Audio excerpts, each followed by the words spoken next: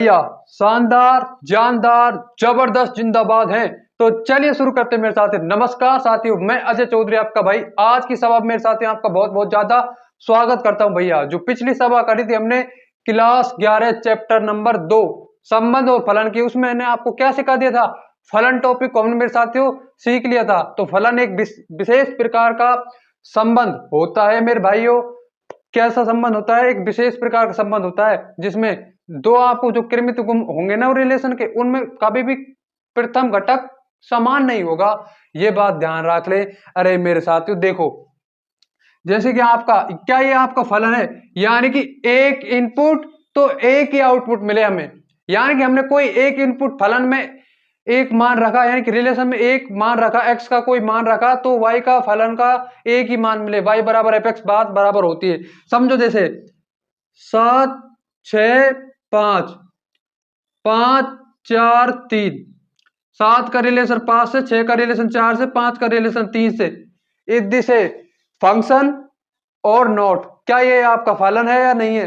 ये बिल्कुल हमारा फलन है मेरे साथियों। क्योंकि देखो हमने एक इनपुट लिया 7, तो 7 का रिलेशन किससे आ गया? 5 से। 6 का रिलेशन किससे आ गया? 4 से। और 5 का रिलेशन किससे आ गया मेरे भाई? 3 से। ये हमारा क्या है?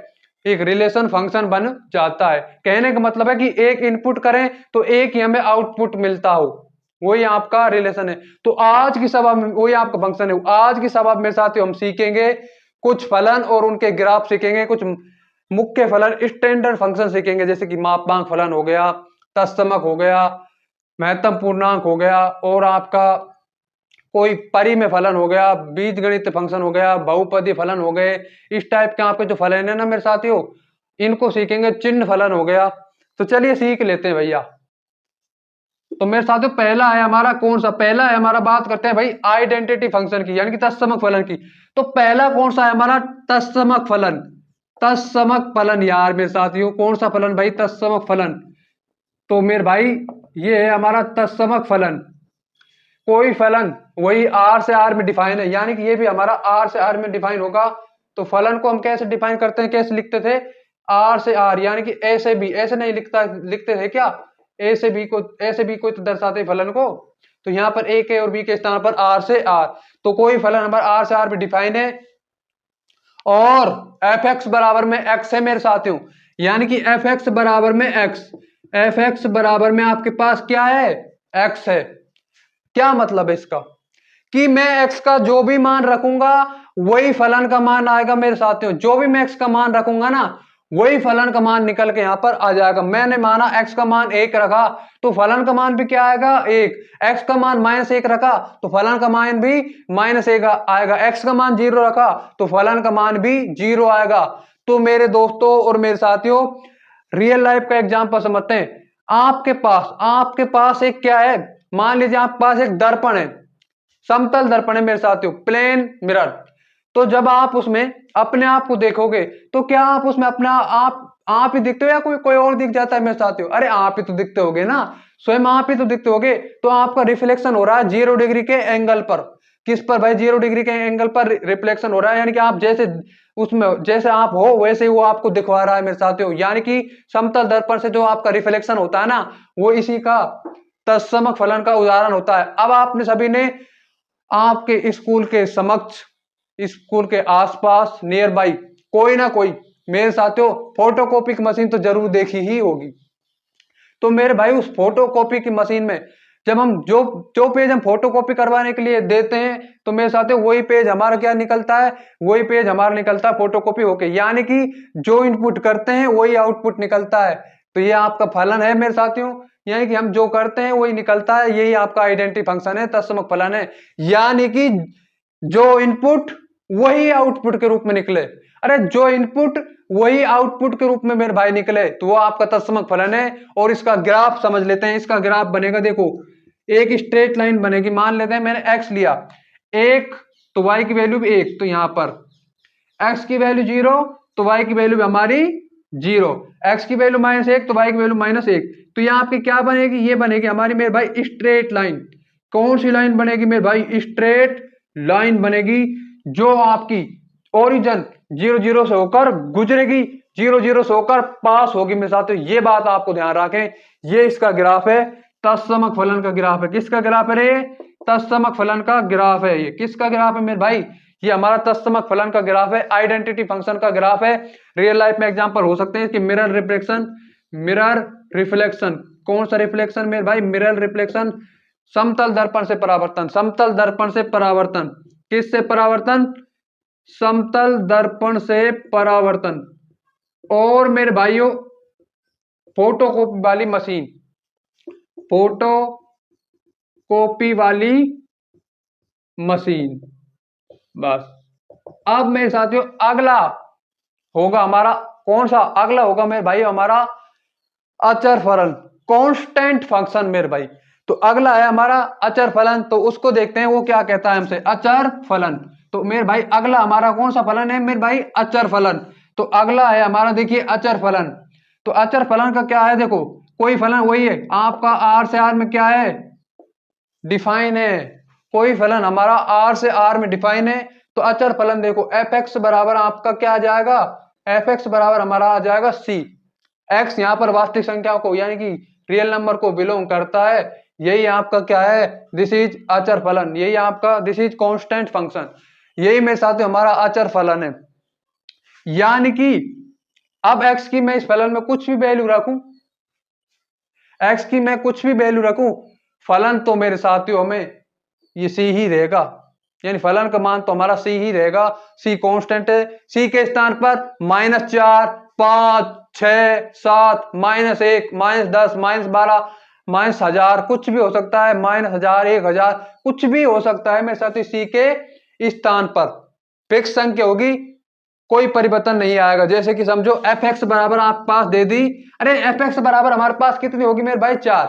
एफ एक्स बराबर अगर हमारे पास 4 हुई तो ये आपका कांस्टेंट फलन है। अरे आपने मेरे साथियों एसी का टेम्परेचर 22 डिग्री सेट कर दिया, तो आप आपके रूम के किसी भी कॉर्नर में चले जाए मेरे साथियों, आप अपने रूम के किसी भी कॉर्नर में चले जाइए, वहां पर उसका टेम्परेचर 22 डिग्री ही आपको मिलेगा मेरे भाई। क्या मिलेगा आपको? 22 डिग्री ही मिलेगा। यानी कि एक्स तो आपका क्या हो जाएगा? एक्स हो जाएगा यहां पर आपका कमरे का हिस्सा, और आपका जो वाई यानी फलन का मान है वो आपका हो जाएगा मेरे भाई 22 डिग्री। अब बात करते हैं कंपनी का रिचार्ज पैक। कंपनी का रिचार्ज पैक आपने 299 का रिचार्ज करवा दिया और आपने मेरे साथियों अनलिमिटेड डेटा यूज किया महीने भर, तो आपने एक बार पेमेंट कर दिया। यानी कि फलन का मान कितना है? सी। सी की जगह कितना है? 299। कि भाई हमने 299 का रिचार्ज करा लिया और पूरे महीने भर हमने क्या डेटा यूज किया? अनलिमिटेड डेटा यूज किया मेरे साथियों। ये भी एक तरह का कांस्टेंट फंक्शन ही हो जाता है। इसका ग्राफ कैसे बनेगा? देखो मेरे भाई, इसका ग्राफ बनेगा हॉरिजॉन्टल लाइन जो आपकी पैरेलल होगी, एक्स अक्ष के पैरेलल होगी मेरे साथियों हॉरिजॉन्टल लाइन। तो y बराबर 4, और अगर y बराबर -4 होता तो यहां पर ऐसे बन जाता। ये आपका क्या है? ये आपका ओरिजिन है 0 0। ये आपका y बराबर 4 है। क्या है मेरे भाई? y बराबर 4, और ये आपका y बराबर -4 है। इस टाइप से बन सकती है।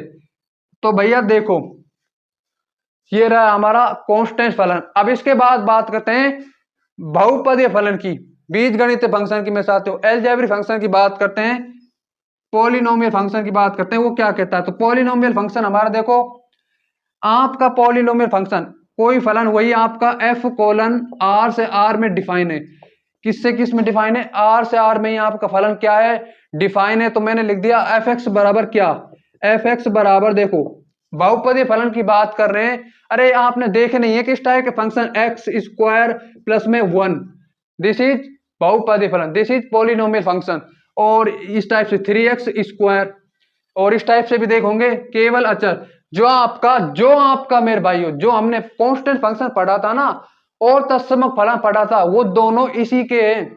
यही है मेरे साथियों। यानी कि तत्समक और आपका अचर भी एक कांस्टेंट आपका पॉलिनोमियल फंक्शन है, बहुपदीय फलन है मेरे भाई। तो ये आपका बहुपदीय फलन है a0 प्लस में a1x1 प्लस में a2x2 an xn। क्या मेरे भाई? an और xn, an और xn, ये आपका बहुपदीय फलन है। अरे यहाँ पर ये n क्या है, n है यहाँ पर ऋणोत्तर पूर्णांक, यानी कि n कभी भी ऋणात्मक नहीं होगा।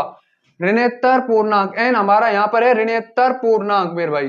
और ये a0 a1 a2 ये क्या है, ये है हमारी, ये है मेरे भाइयों देखो a0 a1 a2 ये है हमारी वास्तविक संख्याओं के समुच्चय को विलोम करेंगी।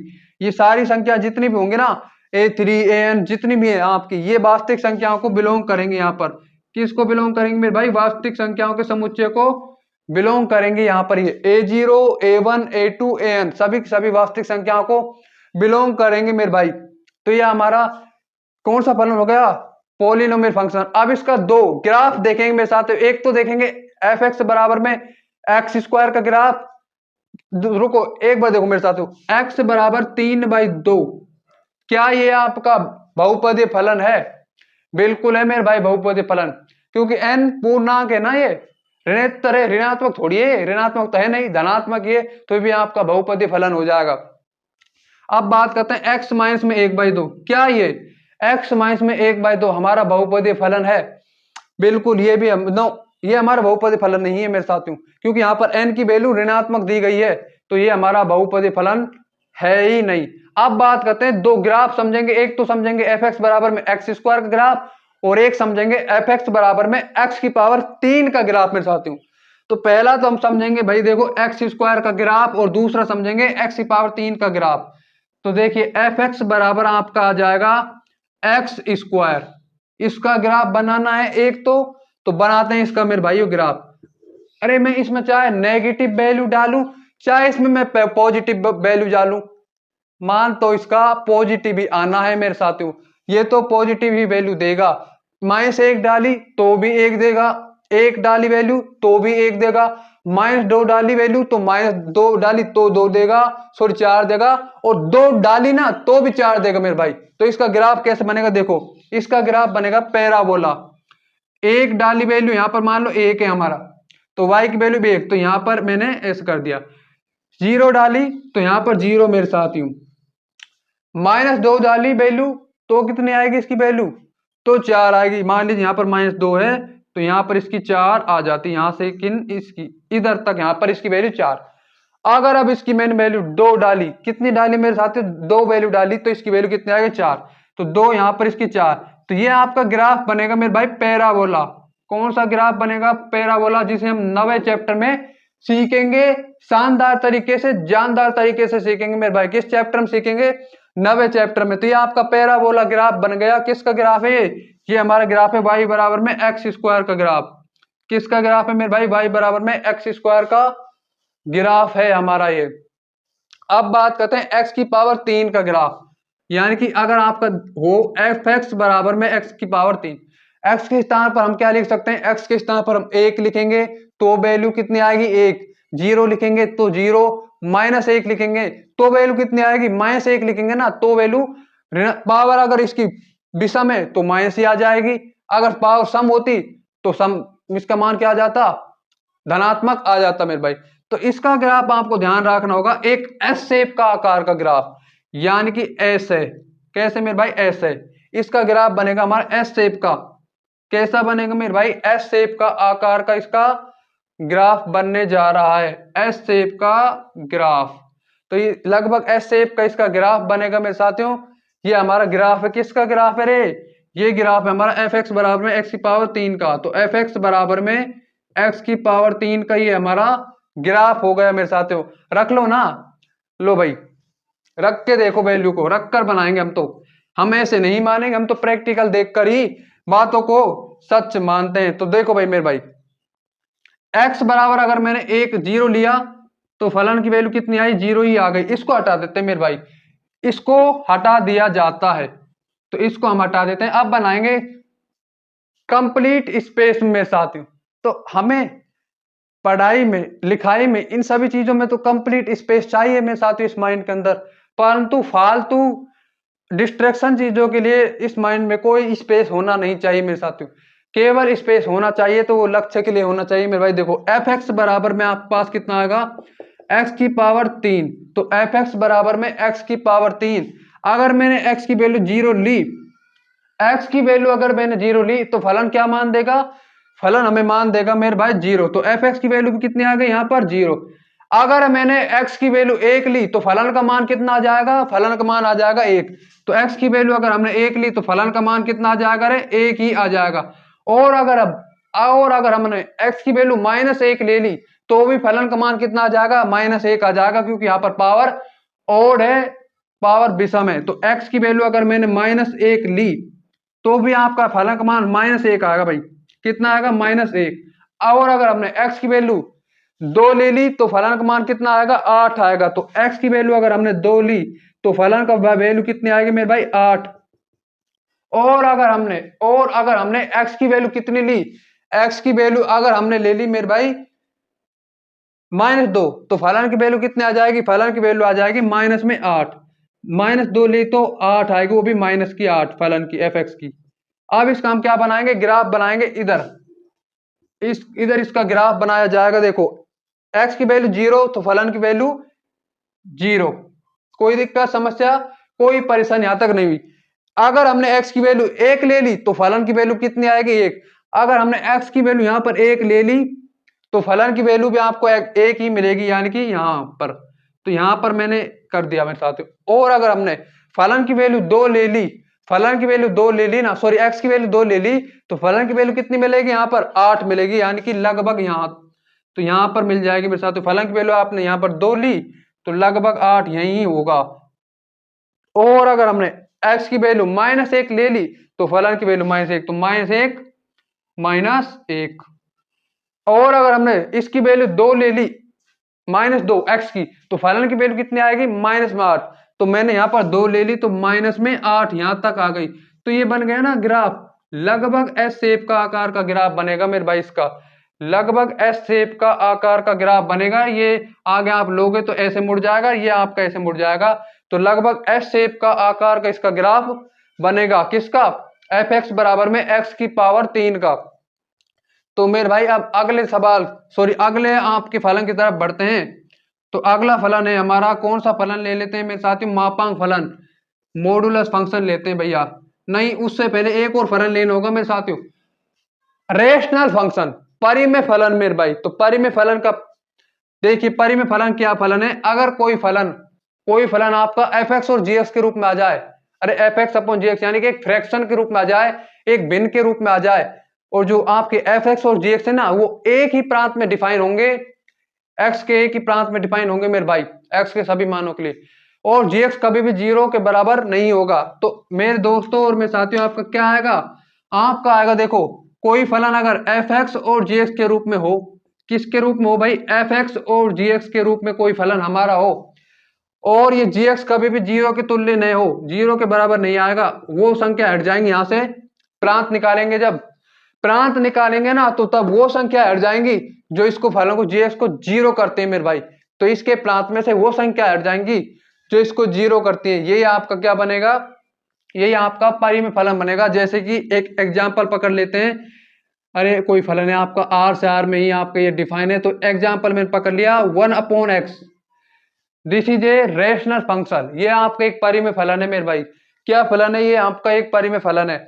अब मैं एक्स की वो वैल्यू रखूं मेरे साथ, तो एक्स की अब क्या वैल्यू रखें, क्या एक्स की वैल्यू जीरो रख सकते हैं, नहीं रख सकते भाई, एक्स की वैल्यू जीरो नहीं रखते, फलन आपका अपरिभाषित हो जाएगा, इनडिफाइन हो जाएगा। तो एक्स की वैल्यू जीरो रख रहा तो पॉसिबल ही नहीं है, फलन हमारा इनडिफाइन हो जाएगा मेरे भाई। तो क्या करेंगे, देखो ग्राफ बनाना है ना इसका, ये रेशनल फंक्शन है, ये भी तो, अरे अचर फलन भी तो आपका क्या होता है, अचर फलन है ना ये एक। तो अचर फलन भी तो आपका बहुपदीय फलन ही होता है, और तत्समक फलन भी आपका बहुपदीय फलन ही होता है मेरे साथियों। अचर फलन भी आपका बहुपदीय फलन होता है, और आपका तत्समक फलन भी आपका बहुपदीय फलन होता है। अब देखो ग्राफ क्या बनेगा, अगर मैंने एक्स की वैल्यू एक ले ली तो आपका फलन का मान कितना आएगा, एक। तो मैंने साथियों यहां पर ले लिया एक। और अगर हमने एक्स की वैल्यू कितनी ले ली मेरे भाइयों, मानो एक्स की वैल्यू ले ली हमने दो, तो कितना आएगा, एक बाई दो, यानी कि आधा, दो मेरे साथियों लगभग यहां तक। और अगर हमने एक्स की वैल्यू तीन ले ली तो और भी छोटा आ जाएगा मेरे भाई, लगभग यहां तक। लेकिन अगर हमने एक्स की वैल्यू, तो ग्राफ लगभग कुछ इस टाइप का आएगा, यहां से इसका इस टाइप से आएगा मेरे भाई ग्राफ, कुछ इस टाइप से। अब बात करते हैं, अगर एक्स की वैल्यू हमने -1 ले ली तो कितना आएगा इसका मान, -1 ही आ जाएगा, यानी कि यहां पर कितना, यहां पर 0 बिल्कुल नहीं होगा मेरे भाई, इसका 0 नहीं हो सकता क्योंकि फलन इनडिफाइन हो जाएगा इसमें।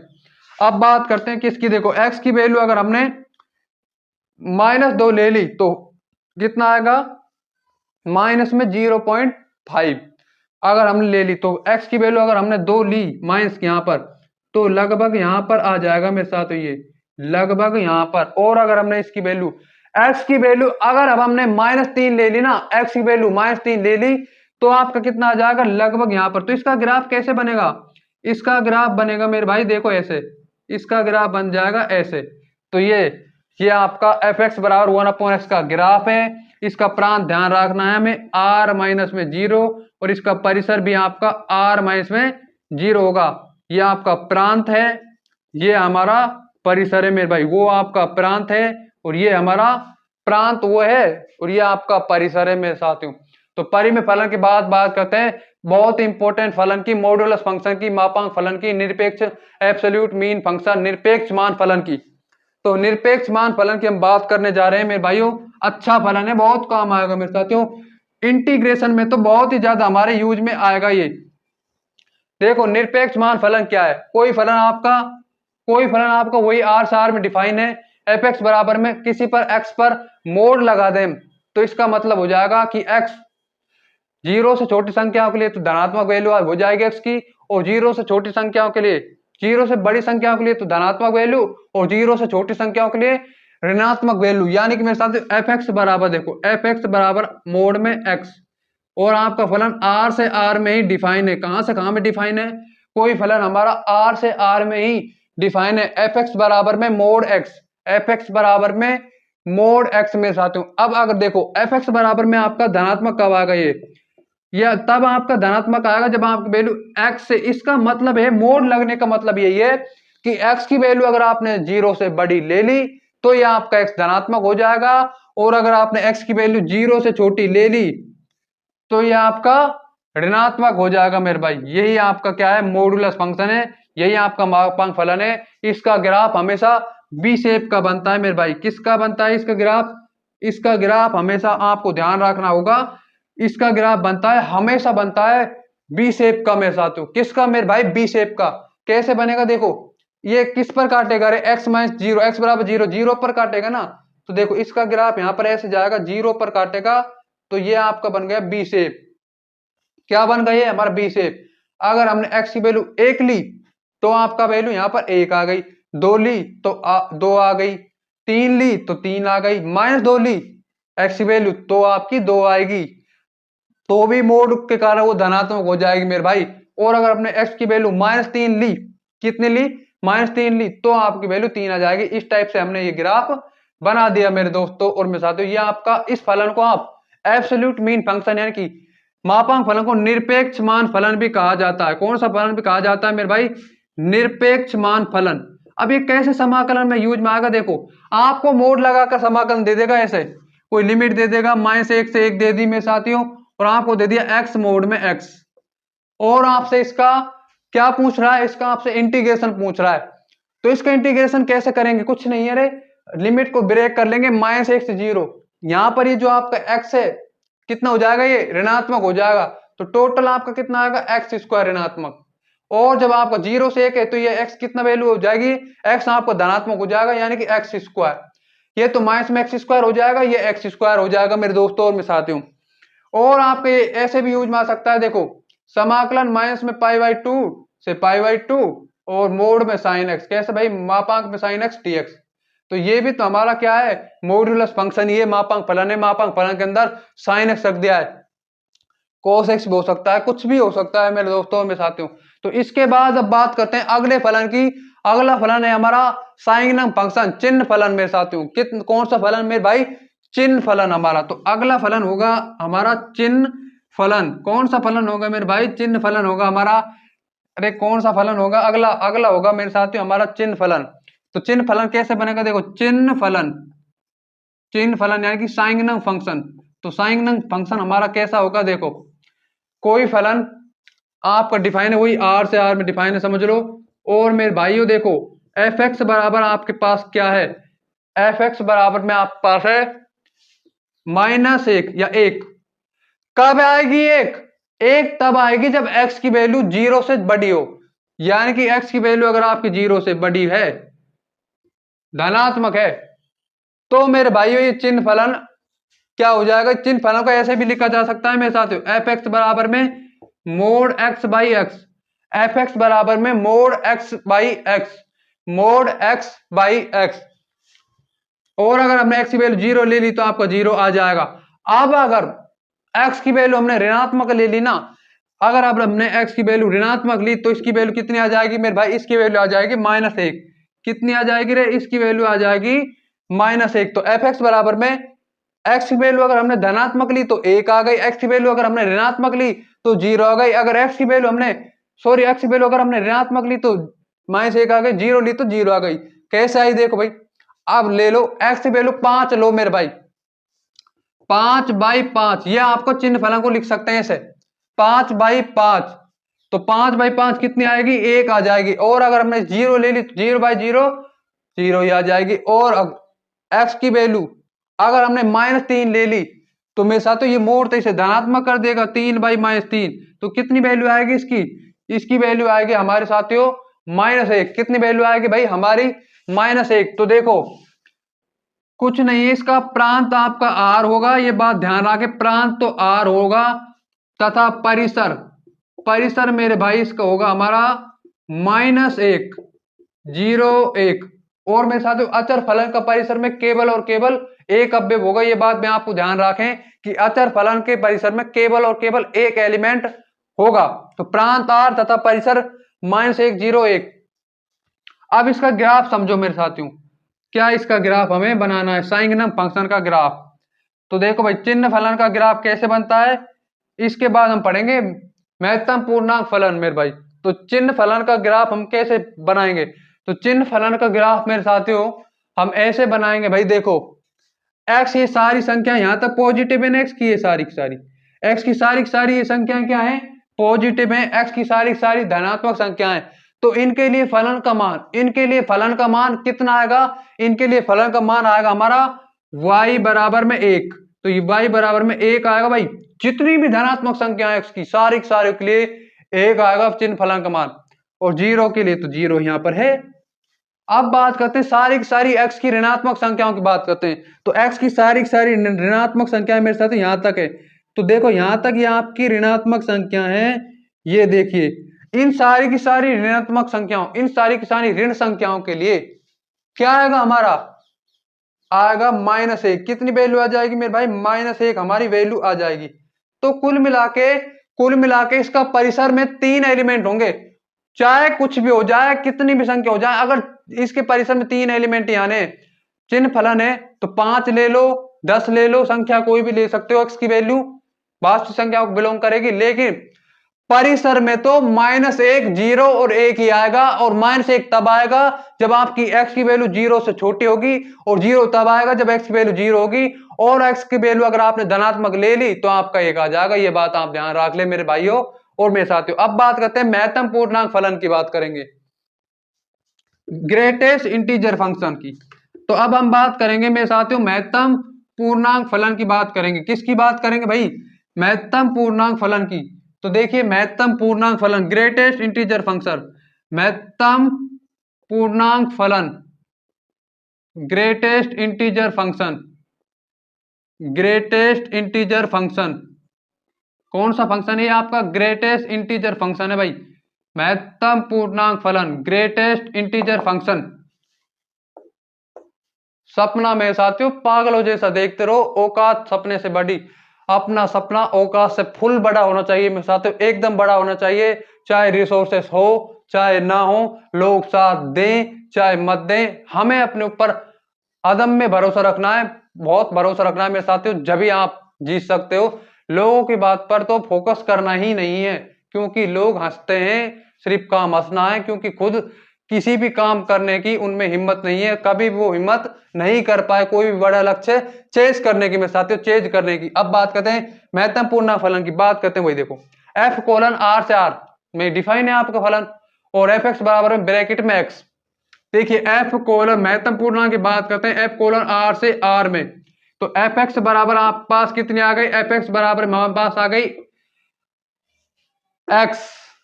तो इसका मतलब क्या है, एक्स तो यहां पर वास्तविक संख्याओं को बिलोंग करेगी मेरे साथियों, किसको बिलोंग करेगी, वास्तविक संख्याओं के समुच्चय को बिलोंग करेगी। तो इसका मीनिंग क्या है, इसका मतलब क्या है कि एक्स के मान, ये फलन है जो एक्स के मान के बराबर या एक्स के मान से कम का महत्तम पूर्णांक मान ग्रहण करेगी। अरे 0 से 1 के लिए जस्ट महत्तम पूर्णांक क्या है, तो 0 से 1 के लिए मेरे भाई आपका महत्तम पूर्णांक हो जाएगा 0 से 1 के लिए कौन है, जस्ट पहली संख्या जीरो, जीरो इसके लिए क्या हो जाएगी हमारी पूर्णांक हो जाएगी मेरे साथियों। तो देखो समझते हैं ग्राफ के थ्रू समझते हैं मेरे साथियों, इसका ग्राफ क्या बनता है, महत्तम पूर्णांक का ग्राफ, ग्रेटेस्ट इंटीजर फंक्शन का ग्राफ कैसे बनता है। देखो अगर देखो यहां पर जीरो है, एक, दो, तीन और चार, और यहां पर पांच, यहां पर है माइनस एक, माइनस दो, माइनस तीन, माइनस चार, माइनस पांच, यहां पर देखो एक, दो, तीन, चार, यहां पर माइनस एक, माइनस दो, माइनस तीन, माइनस चार। समझते हैं मेरे भाई, जीरो से एक, जीरो से एक, इनके लिए महत्तम पूर्णांक क्या होगा, इनके लिए महत्तम पूर्णांक होगा मेरे भाई हमारा जीरो, इनके लिए महत्तम पूर्णांक क्या होगा आपका जीरो। अब बात करते हैं इसके लिए महत्तम पूर्णांक क्या होगा आपका एक से दो के लिए, तो एक से दो के लिए आपका महत्तम पूर्णांक होगा एक, एक से दो के लिए भी आपका महत्तम पूर्णांक एक। जस्ट पहले संख्या, जैसे कि मान लीजिए यहां पर आपने ले ली 3/2, 3/2 के लिए आपका महत्तम पूर्णांक दो नहीं होगा, एक होगा। अगर आपने एक्स की वैल्यू यहां पर 3/2 लिख दी मेरे साथ, देखिए एक्स की वैल्यू अगर आपने यहां पर 3/2 लिखी तो आपका फलन का मान कितना आएगा, इसका पूर्णांक, और इसका पूर्णांक क्या आएगा, इसका पूर्णांक होगा एक, तो इसका पूर्णांक, इसका मतलब कितना है 1.1.5, 1.5 है ना, 3/2 का मतलब 3/2 का मीनिंग, तो एक, इसका महत्तम पूर्णांक 1.5 का एक हो जाएगा मेरे भाई। जस्ट पहले आने वाला, जस्ट पहले आने वाला पूर्णांक ही उसका मान फलन ग्रहण करता है, जस्ट पहले आने वाला पूर्णांक, एक्स का, एक्स से जो जस्ट पहले पूर्णांक आया ना वही उसका फलन मान ग्रहण कर लेता है। अब बात करते हैं दो से तीन की, दो से तीन के बीच में जितनी भी संख्या है इनके लिए पूर्णांक क्या होगा, दो का पूर्णांक तो दो ही होगा, लेकिन दो से तीन तक की जितनी भी संख्या इनका पूर्णांक क्या होगा, तीन का नहीं मेरे साथ, दो, तीन से जस्ट पहले तक की संख्याओं का, तीन से जस्ट पहले तक की संख्याओं का आपका पूर्णांक कितना हो जाएगा, दो। तीन से जस्ट पहले संख्याओं का पूर्णांक यानी कि आपका फलन क्या मान देगा, दो मान देगा। अगर आप बात करते हैं तीन से चार की तो आपका मान कितना देगा, तीन। इसी तरह यहां पर ऋणात्मक में है, ऋणात्मक में उल्टी चलते हैं मेरे साथियों, -1 से 0 के लिए आपका पूर्णांक क्या होगा, -1 से 0 के लिए आपका पूर्णांक, अरे यहाँ 0 से लेकर जो आप यहां तक की संख्या होंगी ना इनका पूर्णांक, एक इनका पूर्णांक तो आपका हो जाएगा मेरे भाई कितना, 0 नहीं होगा, -1 होगा, क्योंकि यहां पर संख्याएं उल्टी चलती है। तो जस्ट पहले, जस्ट पहले कौन सा पूर्णांक आएगा, जस्ट पहले हमारा पूर्णांक आएगा ये -1। इसी टाइप से इसमें बात करते हैं, इसमें पूर्णांक जस्ट पहले क्या आएगा, -2। अरे यहां पर आपने ले ली, यहां पर मेरे साथ आपने ले ली माइनस में कितनी, यहां पर माइनस में 3/2 यानी कि 1.5। अगर ये धनात्मक होती 1.5 तो इसके लिए जस्ट पहला पूर्णांक, जस्ट पहला इंटीजर कौन सा होता, तो इसके लिए जस्ट पहला इंटीजर होता 2, सॉरी 1, लेकिन यहां पर जस्ट पहला इंटीजर है इससे वो है -2, क्योंकि ऋणात्मक में संख्या उल्टी चलती है मेरे साथियों। अब बात करते हैं इसकी, -3 और 2, इसके लिए आपका पूर्णांक कितना हो जाता है, -3।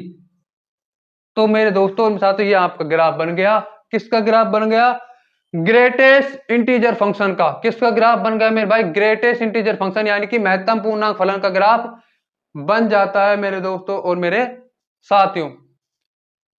तो इसका जो परिसर आएगा ना वो सभी पूर्णांक संख्याओं का समुच्चय आएगा मेरे भाई, सभी महत्तम पूर्णांक संख्याओं का समुच्चय इसका आपका परिसर आ जाएगा, जैसे 1, 2, 3 4 5 -1 -2 -3 परिमेय संख्याएं इसमें नहीं होंगी मेरे साथियों।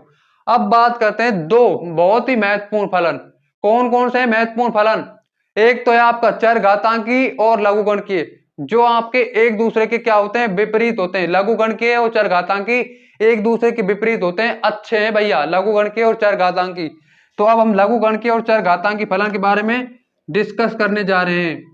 लघुगणकीय और चरघातांकी सबसे पहले सीखेंगे एक्सपोनेंशियल को, चरघातांकी फलन को सीखेंगे। तो चरघातांकी फलन में कुछ नहीं है मेरे भाई, आपका एक्सपोनेंशियल फंक्शन। एक्सपोनेंशियल फंक्शन हमारा, अरे कौन सा फलन? एक्सपोनेंशियल फलन। एक्सपोनेंशियल फलन है हमारा, चरघातांकी है। तो देखो क्या होगा ये चरघातांकी? चरघातांकी होगा हमारा चर पर कोई घात लग जाएगी मेरे साथ। चर घात है ना आपकी, वो चर के रूप में होगी। जैसे आप मेहनत करते हो तो आपकी वृद्धि भी एक्सपोनेंट के रूप में होगी, चर घातांक के रूप में आपकी वृद्धि होगी मेरे साथियों। इनपुट आपने मेहनत दी तो आपकी जो फलन आएगा ना, आपका रिजल्ट आएगा, वो आएगा मेरे भाई चर घातांक के रूप में, एक्सपोनेंट के रूप में आपका रिजल्ट आएगा। तो एफ कोलन कोलन लगा दिया मैंने। एफ आपका परिभाषित है, डिफाइन है आर से आर में, आर से आर प्लस में आपका डिफाइन है ये एक्स। आपका क्या कहलाता है? आपका चर घातांक फलन कहलाता है ए की पावर एक्स, जहां पर एक्स बिलोंग्स टू आर, ये आपका चर घातांक फलन है। और ए आपका एक से बड़ा होना चाहिए। बस ये बात अपने मन में ध्यान रखें कि ए आपका एक से बड़ा होना चाहिए मेरे दोस्तों और मेरे साथियों। क्या होना चाहिए भाई? ए आपका एक से बड़ा होना चाहिए। अब इसकी दो कंडीशन है मेरे भाई। कितनी कंडीशन है इसकी? इसकी दो कंडीशन है। और कौन कौन सी कंडीशन है मेरे साथियों? इसकी एनडीए के लिए बहुत इंपॉर्टेंट है। एनडीए में समाकलन में जो आपके सवाल आते हैं, अपकलन में जो सवाल आते हैं, उनमें चर घातांकी और लॉगरिथमिक बहुत ज्यादा यूज में आते हैं मेरे साथियों, बहुत ही ज्यादा आपके यूज में आते हैं। तो बात करते हैं, देखो कैसे बनेगा इसका। स्टेट फर्स्ट, पहली स्टेट की बात करते हैं। ए आपका एक से बड़ा है, यानी कि मान लो ए हमारा मेरे भाई दो, मैंने माना एक से ज्यादा है दो, तो ए तो हमारा एक से ज्यादा है, तो दो की पावर कितनी लगा दी मैंने? दो की पावर दो लगाई, यानी कि एक्स, दो की पावर एक्स, ये आपका है चर घातांकित है। अब इसका हम ग्राफ बनाते हैं मेरे साथ। तो इसका ग्राफ हमारा कैसा बनेगा समझो। अगर ए आपका एक से बड़ा है ना, तो ग्राफ कैसे बनेगा? पहली स्टेट है। अब मैं एक्स की वैल्यू अगर एक लूं, भाई चर तो आपका वेरिएबल तो आपका एक्स ही है, तो एक्स की वैल्यू अगर हम एक ले लें तो कितनी आ जाएगी? इसकी वैल्यू दो। एक्स की वैल्यू मैंने एक ली तो दो आ गई, कोई दिक्कत कैसी भी परेशानी नहीं हुई। एक्स की वैल्यू अगर अब हमने दो ले ली तो आपका फलांक मान कितना आ जाएगा? चार। कितना आ जाएगा मेरे भाई? चार आ जाएगा। और अगर दो की एक्स की वैल्यू तीन ले ली तो आपका आठ आ जाएगा। तो मेरे भाई वृद्धि चर घातांक की हो रही है। लेकिन जीरो ली तो आपका कितना आ जाएगा? एक। एक्स की वैल्यू अगर आपने जीरो ले ली तो आपका कितने आ जाएगा? एक। तो एक कोमा जीरो, या जीरो कोमा एक मेरे साथ, एक कोमा जीरो लिख देंगे। एक्स की वैल्यू अगर आपने जीरो ले ली तो आपका वैल्यू आ जाएगी यहाँ पर जीरो कोमा एक। कितनी आ जाएगी मेरे साथियों? जीरो कोमा एक। अगर हमने एक्स की वैल्यू जीरो ले ली ना, तो आपका फलन क्या मान देगा? जिसकी जिसकी पावर जीरो होती है ना, दो की पावर जीरो, उसका मान एक हो जाता है। और अगर हमने इसकी दो की जगह, एक्स की जगह अगर हमने माइनस एक ले लिया तो वैल्यू कितनी आएगी? तो आएगी मेरे भाई एक बाई दो के आसपास, यानी कि यहां पर। और अगर अब हमने इसकी वैल्यू और कुछ ले ली, ये बात ध्यान रखें कि चर घातांक फलन कभी भी ऋणात्मक नहीं मान देता। ये बात अपने मन में बिठा लें कि चर घातांक फलन कभी भी हमें ऋणात्मक मान नहीं देगा। ये बात अपने मन में बिठानी पड़ेगी मेरे साथियों। तो देखो एक्स की वैल्यू अगर हमने माइनस दो ले ली, कितनी ले ली मेरे भाई? माइनस दो, तो आपकी कितनी आ जाएगी? ये आ जाएगी आपकी एक बाई चार, और छोटी आ जाएगी मेरे साथियों। तो लगभग यहाँ तो आपका ग्राफ कैसा बनेगा? हमारा ग्राफ ऐसा बनेगा मेरे भाई, देखो ऐसा हमारा ग्राफ बनेगा, ऐसा कुछ इस टाइप का हमारा ग्राफ बन जाएगा। क्या ग्राफ दर्शाता है ये ग्राफ दर्शाता है मेरे भाई हमारी क्या चीज को दर्शाता है ग्राफ? तो ये ग्राफ हमारी एक चीज को दर्शाता है, और वो क्या चीज है कि एक्स का मान बढ़ाने पर, एक्स का मान बढ़ाने पर कब है ग्राफ, कब स्थिति है, कब स्टेट है? ए की वैल्यू अगर आपने एक से अधिक ली हुई है तो है ये बात मेरे साथियों। ए की वैल्यू एक तो कभी हो ही नहीं सकती, नहीं तो आपका चर घातांक फलन ही नहीं रहेगा। सुन लो, अगर आपकी एक्स की वैल्यू बढ़ाने पर फलन का मान भी बढ़े तो वो आपका पहली स्टेट है, स्टेट फर्स्ट। इस स्टेट में क्या है, एक्स की वैल्यू अगर मैं बढ़ाता हूं, एक्स की वैल्यू को अगर मैं इंक्रीज करता हूं तो आपका फलन का मान भी इंक्रीज होगा, और एक्स की वैल्यू को अगर मैं डिक्रीज करता हूं, घटाता हूं ना, तो आपकी फलन का मान भी घटेगा मेरे दोस्तों और मेरे साथियों। अब इसकी सेकंड स्टेट की बात करते हैं। वो हमारी सेकंड स्टेट क्या है, देखो सेकंड स्टेट है हमारी जब ए चर घातांक की बात, सेकंड स्टेट क्या है उसको देख लेते हैं मेरे भाइयों। तो सेकंड स्टेट है आपकी जब ए आपका 0 और 1 के बीच में है। 0 और 1 के बीच का मतलब मेरे साथियों क्या है, अरे 0 और 1 के बीच का मतलब है आपका, देखो ए की वैल्यू अब आपके जैसे समझो 1/2x, तो ये आपका जस्ट उसका उल्टा हो जाएगा मेरे साथियों। जो आपने पहली कंडीशन पढ़ी थी ना, उसका ग्राफ हमारा ऐसा आया था कि x का मान बढ़ाने पर फलन का मान भी बढ़ता चला जा रहा था। x का मान बढ़ाने पर भी आपका फलन का मान बढ़ता चला जा रहा था, लेकिन यहां पर x का मान घटाने पर फलन का मान बढ़ता चला जाएगा, और फलन का मान x का मान बढ़ाने पर फलन का मान मेरे भाई घटता चला जाएगा। ये आपका 0,1 है। ये क्या है, ये बिंदु आपका 0,1 है। तो ये आपका दूसरी स्टेट भी फ्री होगी। अब बात करते हैं इसके व्युत्क्रम फलन की। कौन सा फलन है इसका व्युत्क्रम, लॉगरिथमिक फंक्शन मेरे भाई। इसका व्युत्क्रम क्या है, लॉगरिथमिक फंक्शन की बात करते हैं। इसका व्युत्क्रम है हमारा लॉगरिथमिक फंक्शन। तो लॉगरिथमिक फंक्शन का मतलब क्या है मेरे भाई, लॉगरिथमिक फंक्शन जैसे कि आपका समझो लघुगणकीय फलन, कोई फलन आपका डिफाइन, उसका प्रांत परिसर, उसका प्रांत तो आर होगा चर घातांक का, लेकिन परिसर आपका होगा मेरे भाई 0 से अनंत। कितना, 0 से अनंत। ये बात अपने मन में बिठा लें, उसका परिसर होगा 0 से अनंत। अब मेरे भाई बात करते हैं f:r प्लस से r में, r प्लस से r में क्या है, डिफाइन है कौन, अरे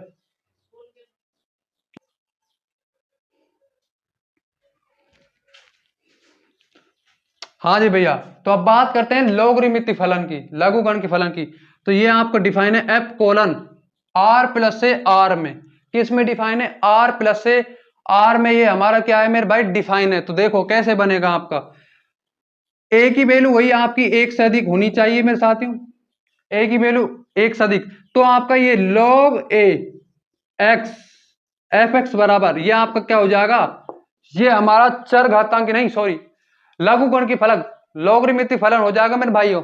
और यहाँ पर जो ए की वैल्यू निकालना चाहते हो ना आप, ए की वैल्यू, तो ये आपकी ए की वैल्यू ऐसे निकलेगी, सॉरी आपकी इस एक्स की वैल्यू पता है कैसे निकलेगी, एक्स की वैल्यू निकलेगी मेरे भाई ए की पावर कुछ भी आपके इसमें है वाई है, जैसे कि समझो, तो इसकी वैल्यू आप निकाल सकते हो ए की पावर वाई। तो ये आपकी वैल्यू आ गई एक्स की ए की पावर वाई। यानी कि बात ध्यान रखे, लॉगरिथमिक और चर घातांक आपस में विपरीत होते हैं मेरे साथियों।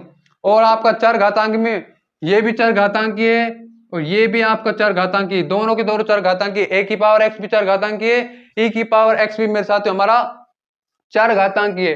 तो ए की पावर एक्स भी चर घातांकी है, ई की पावर एक्स का भी एक्स, ई की पावर एक्स भी हमारा चर घातांकी है।